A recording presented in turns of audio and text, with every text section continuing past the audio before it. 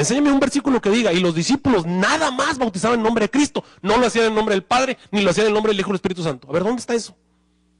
Lo único que yo encuentro son versículos que dicen, y los bautizaban en nombre de Jesucristo, y los bautizaban en nombre de Jesucristo, y los bautizaban en nombre de Jesucristo. Sí, lo único que, lo que te están tratando de decir en ese versículo, y esa es la única verdad absoluta de eso, es que los discípulos te enfatizaban que bautizaban en nombre de Jesucristo. ¿Por qué? Te estaban tratando de decir que esas personas habían aceptado a Jesucristo como su Salvador personal. Pero cuando yo bautizo a una persona, también la bautizo en nombre de Jesucristo. Lo bautizo en el nombre del Padre, y todos creemos en el Padre. Y lo bautizo en el nombre de Jesucristo. Y lo bautizo en el nombre del Espíritu Santo. O sea, quien sea, se va a enojar Jesús porque no sé lo que es el Espíritu Santo. Hay que ser inteligentes. No hay que ser de las verdades relativas, verdades absolutas. Y hay que tener cuidado de empezar a juzgar a la gente y condenarlos y convertirlos en herejes nada más porque tenemos una serie de ideas. Verdades absolutas. Y él me dirá, pero es que dice que los bautizaban en nombre de Cristo. Sí, porque los discípulos lo hacían. Bautizaban en nombre de Jesucristo porque eso es lo que ellos querían que entendieran, que Jesucristo era el Hijo de Dios y que aceptaban a Jesús como su Salvador personal, y lo hacían notar. Pero te voy a hablar de una verdad absoluta, y es atacan contra ella y se van contra ella. Hay un versículo en el que sí específicamente Jesús dijo cómo debes bautizar. Y es San Mateo, y lo atacan. ¿Qué dice San Mateo? Ir por todo el mundo haciendo discípulos, bautizándolos en el nombre del Padre, del Hijo y del Espíritu Santo. Eso sí es una verdad absoluta, hay que tener mucho cuidado. Pero entonces la sacan basado en una serie de verdades relativas y deducciones bíblicas. Tú no puedes atacar una verdad absoluta basado en deducciones y verdades bíblicas. La única manera es que tuvieras otra verdad absoluta en la que Jesús directamente haya condenado que se bautizaran en nombre del Padre, del Hijo y del Espíritu Santo. Pero bueno, eso es lo que tenemos que ver. Hay otro tipo de verdad que es la deducción bíblica, que dije que es una fuente de verdad, la deducción bíblica. ¿Qué cosa es una deducción bíblica? Miren, hermanos, es increíble que nosotros como pastores tengamos que estarle dando clases a los hermanos de hermenéutica. Esto es una clase de hermenéutica. Esto que te estoy dando es una clase de hermenéutica. Es una clase en la que te explico cómo estudiar la Biblia. Sí, ya les estoy diciendo. Hermenéutica son reglas del estudio de la palabra de Dios.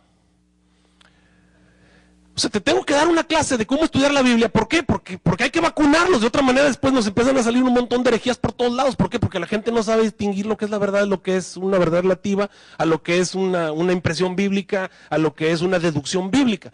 ¿Qué cosa es una deducción bíblica? Una deducción bíblica es algo que tú infieres del texto. Por ejemplo, mira, abre tu Biblia, vamos a Daniel 7. Vamos, Daniel 7, rápido. Daniel 7. Disculpen, hermanos, que me agarraron y me pusieron a dar el tema y yo lo quiero grabar porque esto es importante para el crecimiento no solamente de ustedes, sino de un montón de gente que nos va a ver a través de internet. Vete a Daniel capítulo 7. Daniel capítulo 7, versículo 9 dice: estuve mirando hasta que fueron puestos tronos. En mi versión dice sillas, pero en las versiones normales dice tronos. A ver cómo dice en la tuya, Noé. Tronos, ok, tronos. Hermanos, ¿es lo mismo un trono que una silla? Pues no, ni lejos. En una silla se sienta cualquiera, pero en un trono, ¿quién se sienta? Pues en un trono se sienta una autoridad, un gobernante, alguien que de veras tiene peso. Bueno, fueron puestos tronos, y obviamente uno de ellos que se van a sentar, pues es Dios, ¿verdad? Está allí. Fueron puestos tronos. Sigue leyendo, dice ahí: estuve mirando hasta que fueron puestos tronos, y un anciano de grande edad se sentó, cuyo vestido era blanco como la nieve, el pelo de su cabeza como lana limpia, su trono llama de fuego y las ruedas del mismo fuego ardiente. Ok. ¿Qué dijo que tenía el trono? Digo que tenía ruedas. Tengo una pregunta. ¿Para qué sirve un trono de ruedas? O sea que es un trono movible. Ahora tengo una pregunta. ¿Dice el texto que es un trono movible? Lo que yo estoy haciendo es una deducción. Es una inferencia. Por el mismo texto, por lo mismo que te está diciendo, tú dices, pues es un trono que se mueve.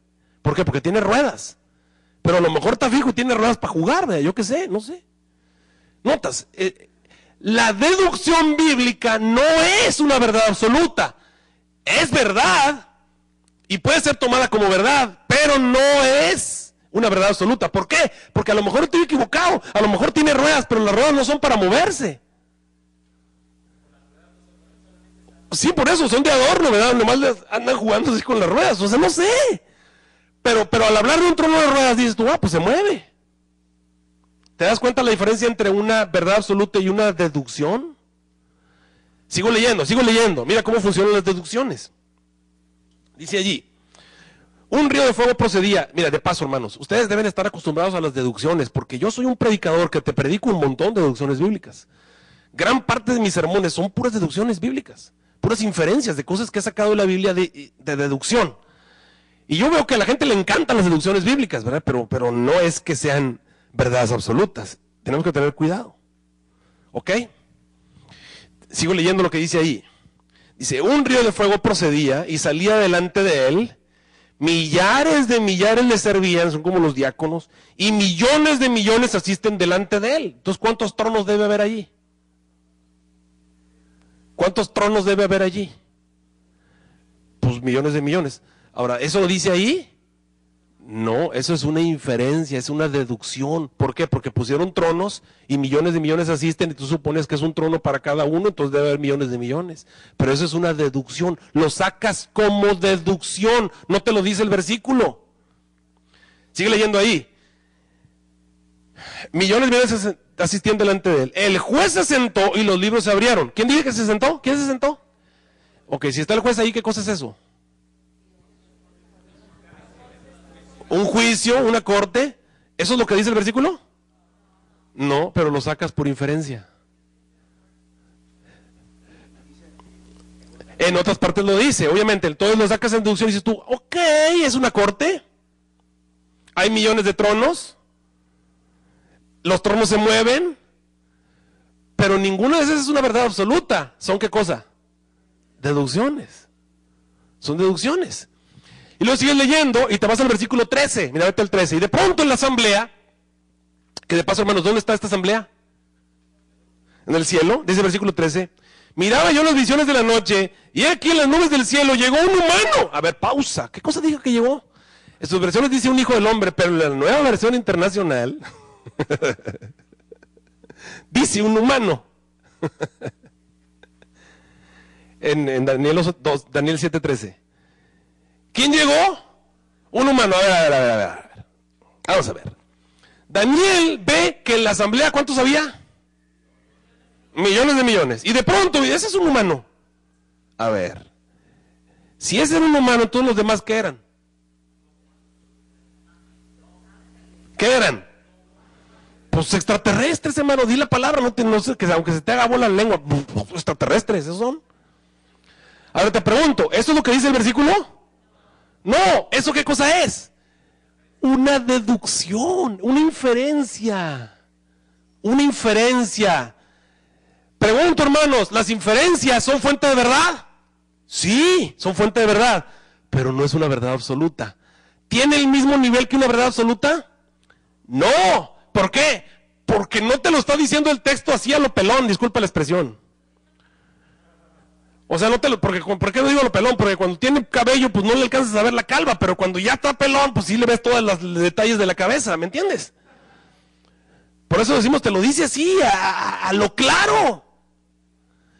Eso es una verdad absoluta. Cuando el asunto está demasiado claro, como cuando Jesús dijo, bautízalos en el nombre del Padre, el Hijo y el Espíritu Santo, ¿por qué le buscas 3 pies al gato? Ya lo dijo. Es que empiezan a buscar, es que hay un evangelio. ¿De dónde está ese evangelio? Por favor. Es que un señor lo tiene, ¿por qué no está en un museo? A ver, tráemelo para revisarlo, a ver, hacer dataciones con ese texto. Vamos a ver si es real. Tú no puedes basar tu fe en algo que alguien dijo. No, es que viendo que los discípulos bautizaban en el nombre de Jesús, ese versículo tiene que estar añadido. Ten cuidado de basar y de basar tu fe en verdades relativas. Tu fe debe estar basada en verdades absolutas. Si no, estás en problemas. ¿Me estás siguiendo cómo está este asunto? Ok, impresiones bíblicas, hermanos. Tengo la impresión, mira, a lo mejor comiste muchos tamales, ¿verdad? Cenaste mucho. ten cuidado en las impresiones. A veces estás enojado, a veces no estás enojado, y a veces dices cosas que no tienes que decir, y a veces piensas cosas que no debes pensar. Tengo la impresión de que el hermano me cae mal, o que le caigo mal al hermano, ¿verdad? Bueno, no puedes tener la impresión de que te cae mal porque sabes que te cae mal, pero puedes tener la impresión de que le caes mal a alguien, pero a lo mejor no. Sí, yo recuerdo que había un pastor que no podía ver y todos decíamos, oye, ¿qué le hiciste al pastor? No te puede ver. Y el hermano se asustaba, decía, ay, ¿cómo? Pero lo que pasa es que estaba ciego el pastor, pues no te podía ver. Entonces, alguien me llama el otro día y me dice, pastor, ¿tú sabes de qué pastor estoy hablando ya de Monterrey? Sí. Eran malos, te digo, la gente sí utiliza ese tipo de cosas para burlarse de la gente. Pero bueno. Las impresiones, el otro día alguien me decía, pastor, el otro día estaba enojado cuando estaba predicando. No estoy enojado, es que así es el modelito, así predico. Pero realmente no estoy enojado, ahorita estoy apurado porque quiero terminar. Yo sé que ustedes ya se quieren ir y todo, pero me tienen que aguantar, hermanos, ni modo. Pero bueno, ahí está. Esa es una impresión bíblica. Luego, bueno, ya vimos ejemplos, ya vimos. Mira estas citas de la hermana White acerca del tiempo del fin. Ella dice, encontraremos falsas pretensiones. ¿Qué dijo? Falsas pretensiones, surgirán falsos profetas, habrá sueños y visiones falsos, no hay que basarnos en sueños y visiones. Queridos hermanos, los sueños y las visiones no son fuentes de verdades absolutas. Sigo leyendo. Pero predicad la palabra y no os dejéis alejar de la voz de Dios manifestada mediante su palabra. La palabra de Dios es la única fuente de verdad absoluta. Mensajes selectos, tomo 2, página 56. Esto está en Mensajes Selectos, tomo 2, página 82, dice ahí, me fueron mostradas muchas personas que pretendían ser especialmente enseñadas por Dios y que intentarían guiar a otros y que debido a un concepto equivocado de lo que es el deber. ¿Qué cosa es eso? ¿Un concepto qué cosa? Equivocado de lo que es el deber. Emprenderían una obra que Dios nunca les había encomendado como resultado de esto. ¿Qué iba a ocurrir? Confusión. Ese es el resultado. Miren, en este momento este tipo de personas están llevando este tipo de cosas y ahora está todo el mundo confundido. Y ahora no saben, pastor, ¿cómo está la cosa? ¿Qué tenemos que hacer? Y hay un montón de confusión. Yo debería estar predicando otra cosa. Debería estar hablando acerca de la salvación. Tendría que estar hablando acerca de la vida eterna. Tendría que estar hablando de otra cosa, del mensaje del tercer ángel. Les tengo que estar hablando de cómo entender la Biblia. ¿Por qué? Pues por la confusión que llegó. Porque personas que no sabían, no entendían lo que tienen que hacer, lo andan haciendo. Y ahora han puesto este asunto como una regla de salvación. Ahora la gente cree que se van a perder porque no entienden que el Padre engendró a Jesús. Bueno, ¿y qué importa si lo engendró? Y porque no entienden que el Espíritu Santo es Cristo mismo. Pero, es que yo creo que Jesús está en un cuerpo humano. O sea, el hecho que tú me digas que Jesús usa su omnipresencia, pero ¿cómo puede Jesús estar en el cielo intercediendo por mí y usar su omnipresencia y aparecerse acá en la tierra? A ver, explícame eso. Pero me dicen ellos, es que esa es su omnipresencia, Dios tiene poder. Sí, yo sé que Dios tiene poder, pero Jesús se hizo humano, compadre. Jesús se hizo humano, ¿no entiendes eso? Jesús se negó a sí mismo y se halló la forma de un siervo y se hizo humano. En el momento en el que tú me dices que Jesús está ejerciendo su omnipresencia, me estás diciendo que Jesús está usando su divinidad y entonces no es un humano que está representándome delante de Dios en el cielo. ¿La obra de Jesús no se ha acabado? ¿Cuándo se va a acabar la obra de Jesús? Pues cuando Él diga consumado es, y todavía no ha dicho consumado es. Jesús tiene que ser el representante humano, el que entró en esa corte era un humano. Daniel lo vio, dijo, vi un humano entrando aquí. Pero ahora resulta que ese humano se le anda apareciendo a todo el mundo y está usando todo el mundo como el Espíritu Santo. Si yo no entiendo eso, me voy a perder. Eso es lo que me están diciendo. Ahora, ¿por qué me quieren decir eso? Bueno, pues porque según ellos eso tiene que ver con el Papa. Bueno, discúlpame, en la Biblia está el Espíritu Santo, muchas veces aparece la palabra Espíritu Santo. Y en la Biblia muchas veces me dice el Padre y muchas veces me dice el Hijo. Y si yo entiendo que hay un Hijo, y eso lo creo y tú también lo crees. Y si yo entiendo que hay un Padre y tú también lo crees. Y si yo entiendo que hay un Espíritu Santo, ¿estoy fuera de la Biblia por eso? En la Biblia hay un Espíritu Santo y hay un montón de palabras que dicen Espíritu Santo y creo en eso. En la Biblia hay un montón de palabras que dicen Padre y creo en eso. Y en la Biblia hay un montón de palabras que dicen Hijo y creo en eso. Y por esa forma, porque no entiendo exactamente cuál es la relación entre ambos, entre ellos, un asunto eterno que tiene que ver con la divinidad, por eso estoy perdido. ¿Dónde está la inteligencia de eso? Hay que tener cuidado, como resultado de eso va a haber confusión. Confusión. Manuscrito 115, 1908. Debemos colocar nuestras mentes dentro de los límites ¿de qué? ¿De qué te estoy diciendo? ¿Dentro de los límites de qué? De la razón. De la razón.